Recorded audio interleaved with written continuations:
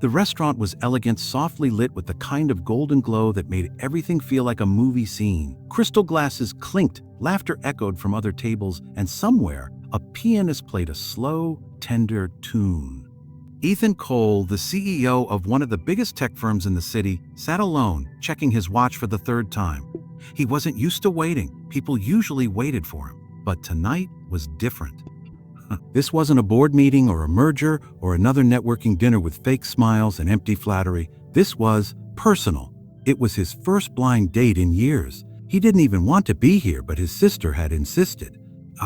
You work too much, Ethan. You need someone real in your life, not another deal to close. And so reluctantly, he agreed. Then the door opened. A woman stepped in, nervous, hesitant, clutching her purse like it was her only shield. She wasn't dressed like the others in the restaurant. No designer labels, no heavy makeup, no forced confidence. Just a simple maroon dress that hugged her body in all the places society told her it shouldn't. Her eyes searched the room until they found his. And in that moment, Ethan saw something: vulnerability, fear, and a quiet strength fighting beneath it. She walked over, her steps unsure, and when she finally sat down across from him, she gave a small, apologetic smile. "You must be Mr. Cole," she said softly. "Ethan," he corrected, offering his hand.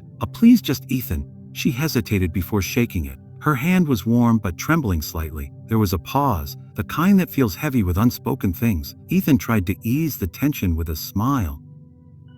"So, Amelia, tell me," but she cut him off with a laugh that wasn't quite laughter. "You don't have to pretend, sir. I know what this is." He frowned. "What do you mean?" Her eyes dropped to her lap, her fingers twisting nervously. "You were probably expecting someone prettier, thinner, someone prettier, thinner. Someone that fits the part. My friend signed me up for this blind date as a joke." She took a shaky breath.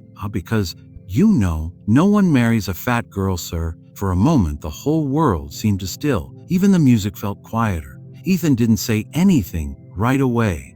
Away? He just looked at her, the way she tried to shrink into herself, the way her eyes were already preparing for rejection, as if it was something she'd rehearsed all her life. Then he did something unexpected. He leaned back, smiled gently, and said, "Then I suppose tonight we'll prove them all wrong." "You prove them all wrong?" She blinked, caught completely off guard. "What?" "He didn't come here to find a model, Amelia," he said quietly. "I came to find a real person. And if those people you talk about can't see your worth, then let's make sure they regret it someday." Her lips parted slightly, her eyes glistening. No one had ever said something like that to her, not without pity, not without a smirk following it. And for the first time that night, Amelia laughed, genuinely, beautifully, the kind of laugh that makes strangers turn their heads and smile without knowing why. Ethan couldn't help but smile, too, because in that moment, he knew this wasn't going to be just another blind date. This was the start of something that would challenge every cruel stereotype, every careless word, every scar that society had etched into her heart. She didn't know it yet, but this dinner, this moment, would change both of their lives forever.